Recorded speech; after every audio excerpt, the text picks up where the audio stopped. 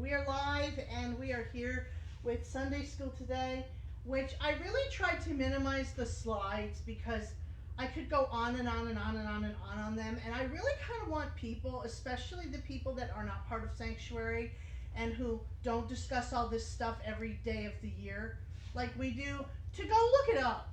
Go and do some research. I had a thing in a group the other day where, well, why do people say the Bible's not the word and Jesus is the word? And I said, well, because it's two different words. And it doesn't have the same meaning. So it's not all the same thing. And this is where English gets into stuff. I'm trying to work on something for Patheos, like 10 things you need to keep in mind to understand the Bible. I'm still working on the list. But today we're talking about what is an abomination. I feel like, okay, you just did a little dance. I feel like we need like noise or something in the background. Woo! You asked for noise. Okay. That was an abomination. Okay. So we tried.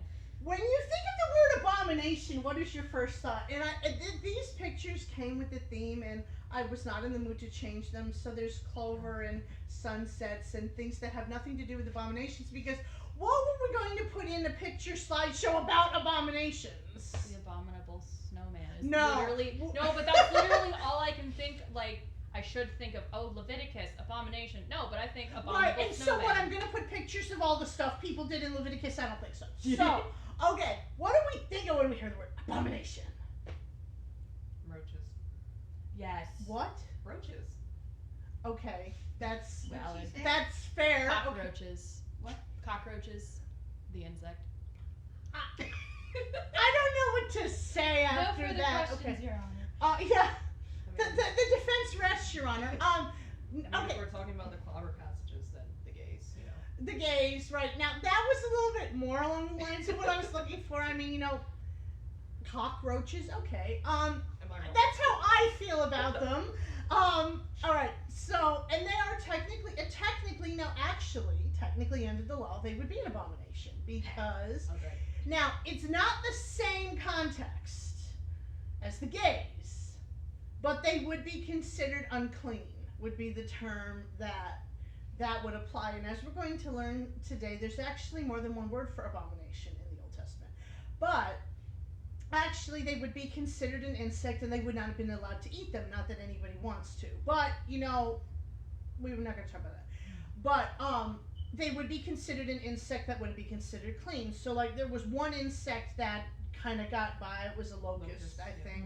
And I kept going, well, why the locust is okay and not anything else? And then I did a whole other sub-study on that, but we're not going to get into that. So we think of the gays. What else did we think of? Nuclear. I mean, Okay, it's an abomination. That's it had abominable results. Yeah. Well, it hasn't happened. We're assuming it would. Okay, so that would be another. That would be a more modern interpretation of an abomination. In other words, something that's really terrible, right? Something really big and really, really terrible. And so that would be kind of more of a modern spin on it, because they didn't have nuclear holocaust in the Bible. We shouldn't have it today, but, that's a whole other issue. Okay, anything else that anybody thinks of besides the snowman? Are you limiting it to Bible time? No, we're just talking about the word. What does the word mean to us? It's just such an archaic term. That's very fair. And we are going to talk about that. That's fair. The economy. It's an abomination. Okay. Everything's going up except salary, so I call that an abomination. Oof. Preach. Fair.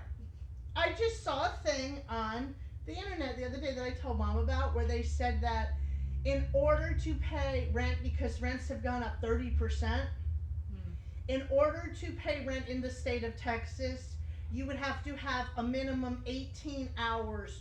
$18 an hour is the minimum that you would have to get paid in order to pay rent in the state of Texas. So, And that's just rent. the actual minimum wage is $7.30-something an hour, which means you'd have to work 104 hours a week to afford a one-bedroom apartment in Texas. Yay, capitalism. love it. So That a modern day abomination. that would be a modern day abomination, like nuclear. It's pretty close to nuclear holocaust. I mean, at least with nuclear holocaust, we're done, and ain't nobody gonna know it. You gotta figure out some way to live with that rent. Fair. Depends on where you are in the blast radius, though. Well, then there won't be any 30% increase in rent when they're done. How's that? How about homelessness? Homeless people. I mean, I guess this is what it means to you. Okay, that's it. So this is like personal context. So if you feel that way, then it applies. Okay? So that kind of goes along with the other abomination we were just talking about. Work 104 hours a week in order to just pay rent. And that's when you end up living on the Right. street. So it kind of it's Yeah. kind of a connected abomination. Okay. So I think to say it's an archaic word is fair. So the problem is that the English association is not necessarily the biblical association. So these are different definitions of abomination as is found in the Bible today. So Oxford language, a thing that causes disgust or hatred, a feeling of hatred. Merriam-Webster, something regarded with disgust or hatred, something abominable, extreme disgust and hatred, loathing. So we assign a certain quality to the term that's not actually part of its meaning in Hebrew. And like you say, it's found in more archaic translations. So like, for example, what they do in the King James, for example, is they translate each of the three different words that means abomination differently. So there's abomination, there's unclean, and there's something else. I don't remember what the other word is. Filth, it might have been filthy or something like that. Those are like the three in the King James. In more modern translations, they don't do that. So you might have unclean as the translation, or you might have Abhorrent is in the Message. aberrant. That is in some of the other translations. Aberrant, which is not a better choice. There are quite a few that they vary, but they tend to use the same word for all three words. Now, just like the example I gave when we started, when someone's asking about word the Bible versus word Jesus, that's somebody that doesn't understand that word Jesus is an entirely different understanding of meaning than word the Bible. And unfortunately, in the modern day church, that confusion I think is very, very real, because people think the word Jesus is the word and the Bible is the word, so the Bible is Jesus, or this is the word that relates to this is all Jesus, and they don't understand the difference in the terminology and the context. And what happened is I went on the conversation and made my statement, and everybody stopped commenting. There were like 26 comments before me. I was just like, really, guys, okay? But we don't often understand that we are reading a translation and that there is certain terminology that's used for different reasons. And so people are so emphatic about their translation, such as the King James, and their literal understanding in the English, that they're not willing to learn enough to disassociate connotation with the actual context. So in other words, this is what it says and this is what it means, and as people say about the King James, if it was good enough for Jesus, it was good enough for me. As I sit there like this and go, The Bible wasn't written during Jesus's. and I don't even think English existed. King I James really was wasn't. think- King King James James- wasn't a contemporary of Jesus. Exactly. You know, thank you. He didn't sit behind Jesus. 1500 He years didn't later. see Jesus sit behind Jesus in third grade. I mean, you know, they weren't buddies. They weren't pals. King James didn't go, here, Jesus, here's you. You know, we're not really taking the time to understand context. So this is the truth. There are three words for abomination in the Bible. Okay. And they refer to three different things, but two of them overlap. And none of them mean what it does in English. So there we go. That's pretty much the grammar lesson. Let's just start there. Okay, none of them has anything to do with any of the stuff that we talked about. Now, in our English usage, did we use the word abomination in our understanding correctly? Yeah, we did. High rents and homelessness and nuclear holocaust, they're things that disgust us in terms of that they exist, that they're problems that we're not solving, that they're things to deal with. The abominable snowman, I don't know why he's called abominable. Because he's big? I don't know. Why is the abominable? Okay, we're not going to Well, get into that. We'll put it Discord. I'll do a deep dive. We'll put it on Discord. Okay, we'll get into that on Discord. Yeah, I But was gonna say in the Rudolph movie, they said he's big and nasty and hates everything that is Christmas. So he's me. Well, I'm not big. you're Okay, not so nasty either. I have my moments. Okay, Oh, so but I'm probably not big enough to be the abominable snowman. So none of them mean what it does in English. So we're going to read the King James, and it says, "It is an abomination unto thee." It's not the same as the terms that we used in English. It's not the same type of usage. So let's talk about Hebrew versus English for a minute. Okay, so all three words relate to a very specific aspect of Hebrew life. So they're about ritual worship. That's what they're about. They're not about kind of hanging out and like we say that's a Levitical abomination when we watch the food on TikTok. Now, sometimes it is because it's got additives in it it shouldn't, but that or they mix meat and milk or something like that. But that's or they like cook it in its toilet. Okay. or the bathtub. Yeah. They're just trying to get views. I know. I mean, look, I know how we can get views. Let's, cook the food in the toilet. Let's make the macaroni and cheese in the toilet. Somebody did that. Food costs too much to be Now planned. that's an like abomination. And you know it had to be it probably wasn't a real toilet. Like, it wasn't one that had I'm been not a used. fan. It's a waste of perfectly good macaroni Who and would have cheese. plugged the toilet? Mm-hmm. Well, that's why I Because say the cheese gets hard in the Blasphemous. cold water. It probably wasn't A real a real hooked up to the bathroom toilet. Now, the woman who cleaned her stuff and cooked greens in the bathtub, that was a real bathtub. I can't get around that one, but anyway, okay. So, idolatry. So, all three relate to idolatry in some form or another, which tells us a lot about how the word was used. And that's going to be important because we're going to actually do exegesis today. We're actually going to go look at Leviticus, and we're going to actually look at the chapter. We're going to look at context. Isn't this so much fun? Okay, all the stuff nobody wants to do. As I said to someone this morning, I quoted you how, this is not Sunday school where we have a Bible support group and we all sit around and share our feelings Bible about therapy, the Bible. right. Bible therapy, yeah. Okay, this is not that. Okay. So, exclusive. So, none are personal issues. So, they don't specifically relate to specific sexual practices. Now, what I mean by that is they're not about what the people are physically doing. They're about why they're doing it. Oh, it's about intention. It's about intention. And so that's kind of important, and I think that matters a lot. So they're not necessarily about things as they're done, maybe not as part of a rite or as part of an idolatrous thing. Kind of like what we talk about with the tattoos. All right, so the Bible in Leviticus says that you shall not gash yourselves or cut yourselves or tattoo for the dead. I am the Lord. That's the only passage in the Bible that talks about that in a negative context or in a prohibitive context.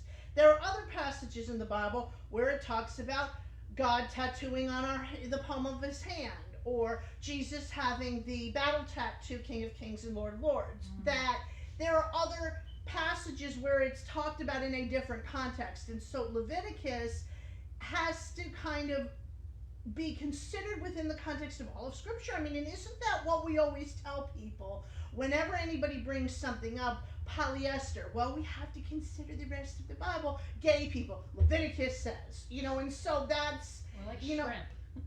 or like shrimp. Suddenly everybody's not so holy when bacon comes up. But okay. So development. So some believe that the three levels of abomination evolved during the period of the writings, and some say it evolved after the Babylonian captivity.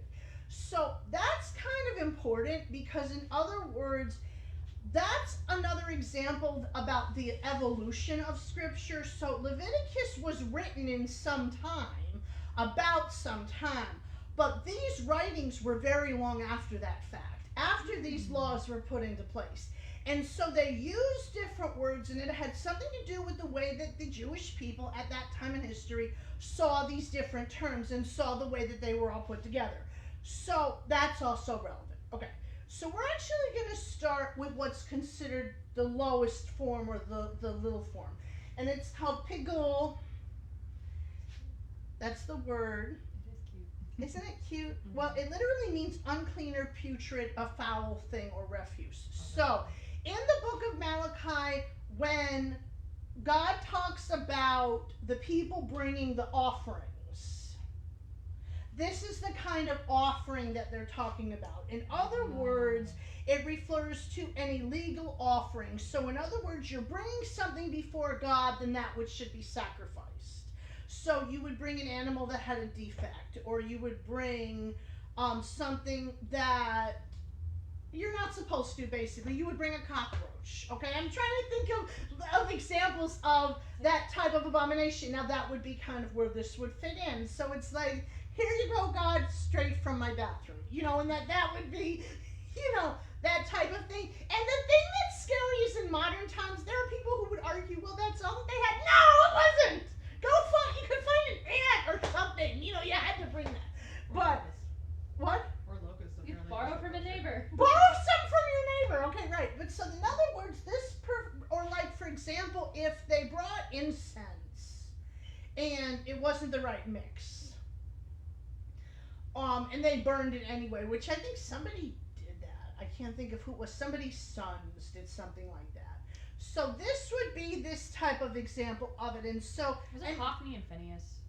Was it those guys? it might have been. I don't remember offhand. But They anyway. did shady stuff in there. So, if it be eaten at all on the third day, it's an abomination, it shall not be accepted. Now, that's in Leviticus 19:7, and it's talking about something being eaten. I don't remember what it was offhand, and so we're not really going to worry about that, but this is an example that if something was eaten even after the wrong period of time, it was considered an abomination because it was unclean. There were reasons why it wasn't safe, it wasn't a good Sanitary. idea, they didn't have refrigerators, yada yada yada yada yada. And so that would be an example of like the base level, like the first introduction of abominations. So that has one meaning. Okay, that has one meaning. So the next word, which is more common, is sheketz, and it's not as cute. It reminds me of sheets. It does. But sheets is not an abomination. Sheets is the Mecca, so we're not going to go by that. Okay. So this means detestable or loathsome. So we went from something being kind of just unclean or not really acceptable to something that's a little bit more detestable or it's loathsome. So this is like the second level of abomination. This is like abomination 2.0. Abomination plus. The reboot. Okay, so, and it refers to the sin of idolatry and eating unclean animals, and it's sometimes interchangeably used with the word we're going to talk about in a minute. So, it's, in other words, it is idolatry, and like I guess, the question would be, what's the difference between this idolatry and the other one? I think that this had a little bit more of a broad spectrum to it, and this was probably more of a personal level. So, like, for example, the third level might be a little bit more corporate. This might be a little bit more of a secondary understanding, but once again, consider that this is a much more archaic language, and they use a lot of things interchangeably. So, these two can kind of go hand in hand, but there is a little bit of a slight difference. So then you've got eating the unclean animals. So this would be somebody eating a cockroach, or somebody eating bacon, or eating shrimp, or A bat. what? A bat. Eating a bat. Exactly. Eating bat. Yep. Okay. You had to bring that up. Eating bat. Okay. That was funny. Or, something in that context, that would be like the personal level of it. And then we've got, so an example, Isaiah 66:3, they have chosen their own ways and they delight in their abominations. And now that was said about Israel. So then there's a whole bunch of references there. And I will put this in, we'll put this in the Discord so everybody can kind of keep up with it. Okay, so To'ibah. So To'ibah is the third level. And it means abominable, or more appropriately, it means taboo. So that's kind of important. So this is like the top level would be considered of it, and every single instance relates to idolatry or practices related to idolatry. Now, why would it be spoken of in this context in Scripture? Because that's the one thing you really shouldn't do. It is the one thing that you really shouldn't do, but it also would have been understood in a certain context with Israel's identity. And what would that be? Covenant? It does relate to covenant in a certain sense. You're on the right track. Is it because they were set apart from all the other nations? Yes. Yeah. So, in other words, these are all things that everybody who was around them would do. And so they would do these practices, and they would be engaging with the gods, and they would be worshiping a god other than God. So, an example is Leviticus 18:22, which is exactly what we're going to be looking at today. And it says, "Thou shalt not lie with mankind as with womankind; it is an abomination."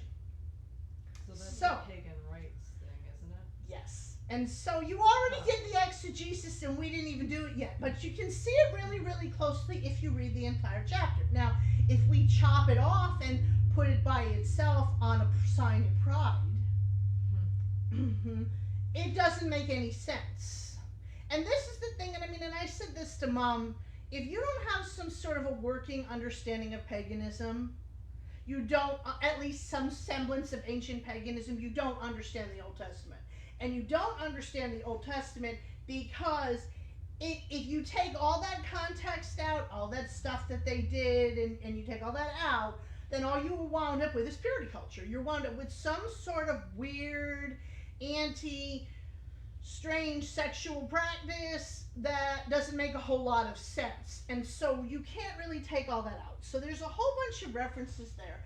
It refers to shepherds mixing sheep with pagan shepherds, and the term is used in a lot of really interesting contexts in scripture. So the different uses of this particular form of idolatry is, these are kind of obscure references. So the shepherds of idolatrous nations were considered an abomination, and that would be because their flocks would basically kind of mingle over with theirs. Now, is there and any... the flocks might not have been like free of defects. Correct, and they wouldn't have been free of defect, and their sheep and stuff were being offered to their gods. So you also kind of have some of that by proxy. And spiritual. Yeah, there's kind of both there. And so the Egyptians, well, let's be fair, they were idolaters.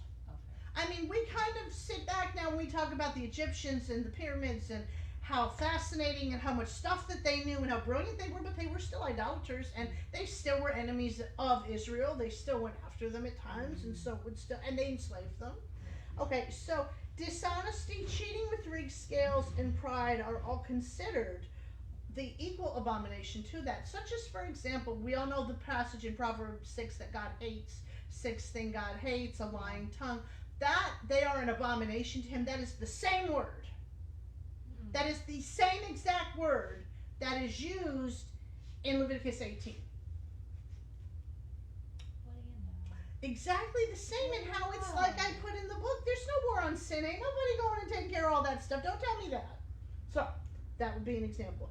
Murder, theft, adultery, and breaking covenants are also the same abomination. Would be the same word. Oppressing the poor and the needy, which it says is the sin of Sodom, and that is found in Ezekiel 18. So that's another thing. So direct references to idolatry would be idolatry and idols, temple prostitution, incest, or adultery as a result of these different things, offerings related to prostitution, and child sacrifice. So all of those things are covered under this word. Okay, so let's now play exegesis.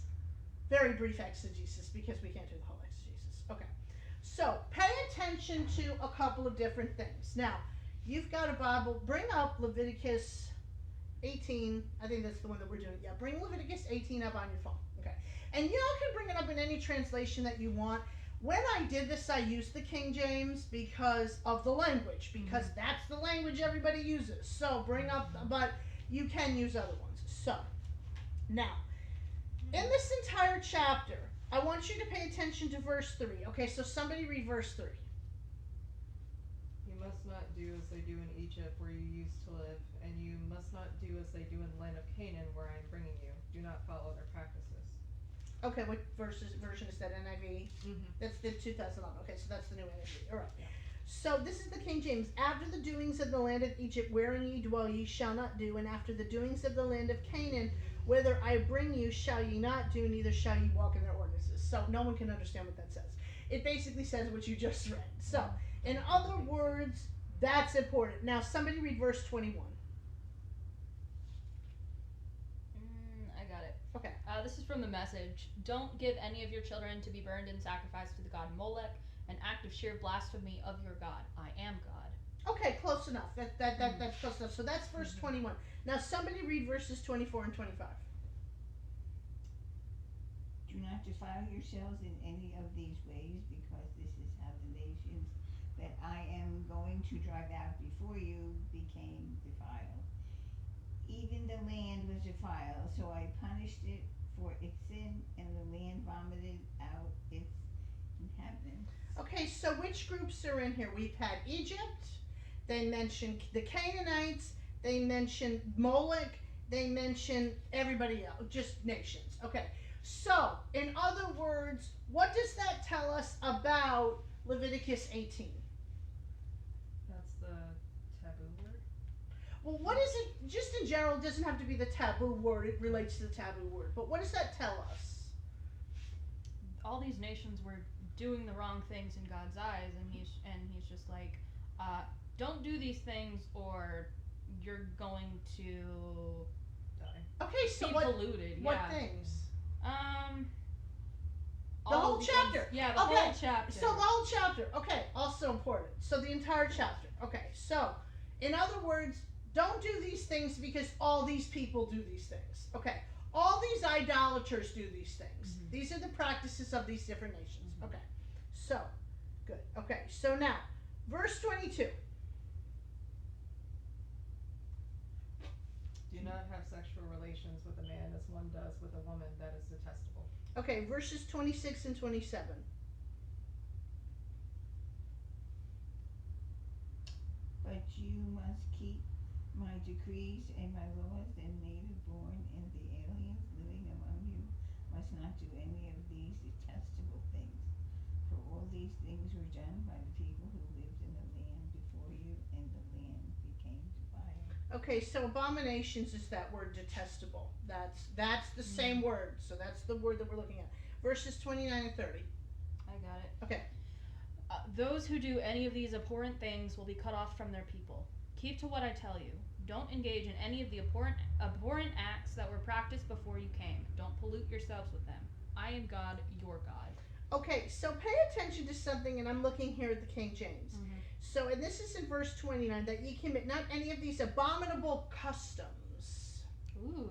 Okay, and that word is important there, which were committed before you, that ye defile not yourselves therein. I am the Lord your God. Okay, so, in other words, the word abomination is used like 4 or 5 different times, and then we've got the nations. So, let's take away some stuff from this chapter. So the chapter relates to the practices of the surrounding nations that relate to idolatry, because that's what the Hebrew word is indicating. So these are things that are done as part of idolatry, as part of idolatrous rites.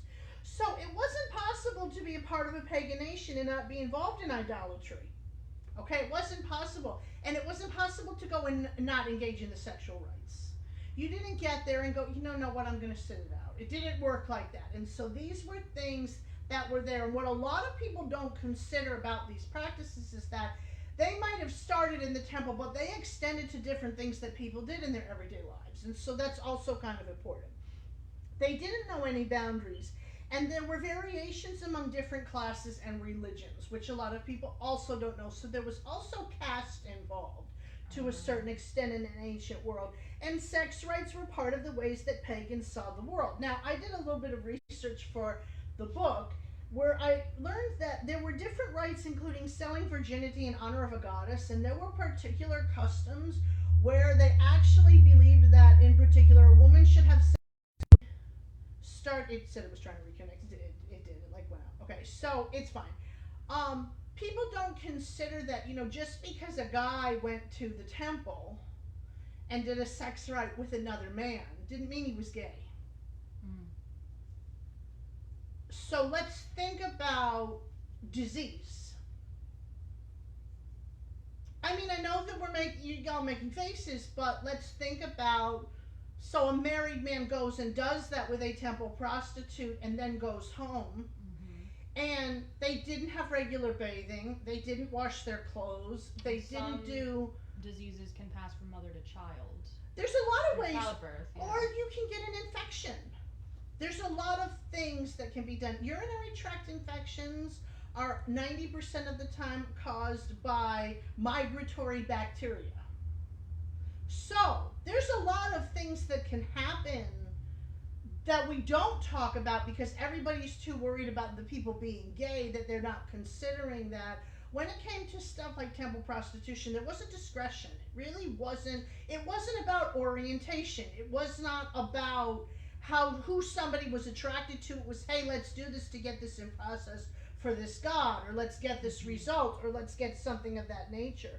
And so there were temple prostitute rights there for men and women alike. And so there were male prostitutes for men and women alike. Now, it was more common for there to be temple prostitutes as female, but there were men there also for these specific rights, and there was in particular rights with older men and younger men, typically... Is that pederasty? Yeah. Sort of. Pederasty had more of a relationship around it. Okay, and that happened in like ancient Rome. That was like, later, right, in Greece, and so that was later, and this was all part of the ritual. So that's also where we get into the New Testament, where they talk about selling young men, or basically turning a man into a eunuch and then selling them sexually as part of the temple, which is involved in the New Testament passages like in 1 Corinthians and the ones that everybody fusses over that now they translated as being homosexual when that's actually not the proper term. That there was actually a lot of trafficking, and sometimes people would buy slaves, male slaves specifically for that purpose, for the household owner. So there's a context involved in this that is a very strong link to temple prostitution and idolatry. And all the other things listed there are relating to these practices of these idolatry nations, of these nations that are practicing these things as a part of their rites. And let's just be honest, there are more heterosexual prohibitions on sex in Scripture, definitely, than there are homosexual, or same sexes would probably be more of the point. But they argue the lack of benefit of such practices. Now, this would be what I would say. There's a whole lot of passages in Leviticus 18 that are heterosexual in nature. Don't sleep with your stepmother. Don't sleep with your close relative. Don't do this, don't do that. Nobody says that all heterosexual sex should be banned because of that. What they're saying is that in the context of this passage, because it's funny how we all understand context when we want to, when in the context of the passage, we understand that something is prohibitive in light of what's being spoken of. And so that would be the same context with this, because it relates to idolatry. And so these are things that people should not engage with as a part of idolatry. So, do we have any comments or questions? So, I have a comment. It sounds like, I know a lot of us read Leviticus and we're just like, oh, God's such a party pooper, like in some of these cases. Like, obviously this chapter, maybe not necessarily, this is just smart living, but... just smart living. But we also look through a lot of these thou shalt not, and we're just like, okay, God seems really stern and stuff, but the more that we're talking about the context of everything, it seems like these are less, like they are still moral issues, but it's also like health related issues, like you're saying, like hygiene. preventing, hygiene issues, like preventing spread of disease, not eating moldy food because you left it out for 3 days, that kind of thing. It's like, or legal Mexican food. right. Like, I mean, we didn't even have, like, germ theory wasn't a thing until maybe 200 years ago. Like, we didn't know how germs spread. We still don't know how a lot of stuff, how a lot of diseases come up. So this just kind of makes me think that Leviticus is God reaching down, being like, hey, I know y'all know absolutely nothing about germ theory. You are not going to know anything about hygiene, sanitary conditions for like millennia. So let me help you out here and speak in the language that you know, which is pagan practices and religious whatever. Right. The law wasn't as arbitrary as it sounds to us today. It sounds arbitrary to us Yeah, today, it and does. that's why I say if you don't have any context, it's not going to make any good sense. It's going to just sound like there's all these arbitrary rules, and what people keep doing is plucking things out. In Leviticus 18, God is saying, don't practice idolatry if you're straight, if you're gay, if you're bi, if you're anything. Don't do it. And there's a lot of reasons why the idolatry was a bad idea. And some of it is spiritual, and a lot of it is spiritual. It doesn't honor God. It's cheating on God. It's blah, blah, blah, blah, blah. All of that is true. It's hurting other people. It's hurting other people, but there were other factors to what they did that have a practical application, like disease spread, like it just wasn't a good idea, like, get a grip, everybody. So, there were things in this that we don't think about because everybody thinks all the little pagans went to the church on Sunday and sat in the pew and just worshipped a separate God to a drum beat instead of an organ. They're not understanding that this was an entirely different religious cycle than we understand now. And I'm even going to say, people think about paganism, they think about the girl down the street with a nose ring who wants to be a Wiccan. It's not, who now thinks she's a Wiccan. It's not that simple, and it's not that systematic. Wicca is not anything legitimate. It's based on Freemasonry. And it's got 3 levels, and it's got the rites, and it's borrowed from the beliefs and the secret societies that they had, and they just kind of assigned some goddess theories in there. It's not really anything legitimate. And so it's the same type of thing. This is a very different way of seeing the world and seeing the spiritual realm. And if we're not reading the Bible with that understanding, then we're missing half the context. Probably more than half. Probably more, yeah. At least 2/3.